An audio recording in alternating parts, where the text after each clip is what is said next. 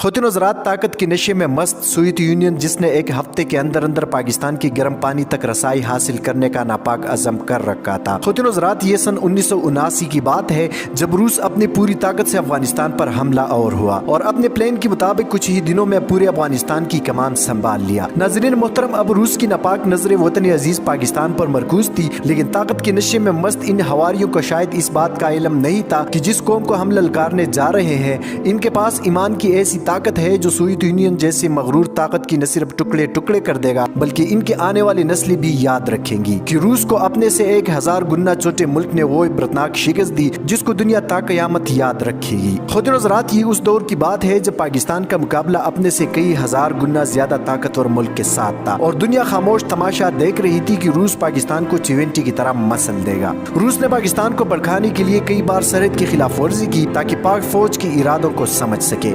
ناظرین محترم، اس وقت پاکستان بالکل ڈیفینسیو حالت میں تھا اور ملک کی تمام دفاعی ادارے اس سوچ بچار میں مصروف تھی کہ کیسے اپنے سے کئی گنا زیادہ طاقتور فوج کو حملے سے روکا جائے۔ خواتین حضرات، اس وقت کے ISI چیف جنرل حمید گل کے لیے انتہائی آزمائش کا دور تھا کیونکہ دشمن بالکل سر پر آن کھڑا تھا اور نہ ہی پاکستان اس پوزیشن میں تھا کہ اپنے سے کئی گنا طاقتور ملک کے ساتھ جنگ چھیڑتا۔ خواتین حضرات، ہمارے گمنام ہیروز نے جس بہادری اور جان نثاری سے افغانستان کی سرزمین پر روس کا بیڑا غرق کیا، اس کی چشمدید گواہ روسی فوج خود ہے۔ خواتین حضرات، بہت ہی کم لوگ لیفٹیننٹ جنرل جاوید ناصر کے بارے میں جانتے ہیں جنہوں نے خود افغان جنگ میں نہ صرف حصہ لیا بلکہ بہترین حکمت عملی اپناتے ہوئے افغانستان کو روسی فوجیوں کا قبرستان بنایا۔ ناظرین محترم، ہم آپ کے ساتھ ایک روسی فوجی جنرل اناتولی کا عجیب و غریب واقعہ بھی شیئر کریں گے کہ کس طرح وہ ISI کے خوف سے میدانی جنگ چھوڑ کر فرار ہوا، جس کو روسی فوج کا سب سے بہادر جنرل تصور کیا جاتا تھا۔ مگر اس سے قبل آپ تمام دوستوں سے گزارش کرتے چلے کہ دیے گئے ریڈ بٹن پر کلک کر کے اور بیل آئیکن کو پریس کر کے اردو ٹائم لائن کے سبسکرائبر ضرور بنیے تاکہ مستقبل میں بھی آپ کو اس طرح کی معلوماتی ویڈیوز ملتی رہے۔ خواتین حضرات، روس اس خوش فہمی میں مبتلا تھا کہ چند ہفتوں کے اندر اندر وہ پورے پاکستان پر قابض ہو جائے گا، لیکن جنرل جاوید ناصر نے روسی فوج کو افغانستان میں اس قدر بے رحمی سے پسایا کہ روس 14 سال تک افغانستان میں پسا رہا۔ ہزاروں فوجی واصل جہنم ہوئے۔ اسی جنگ کے نتیجے میں روس کے ٹکڑے ٹکڑے ہو گئے۔ 6 سال کے بعد روس اس پلان میں تھا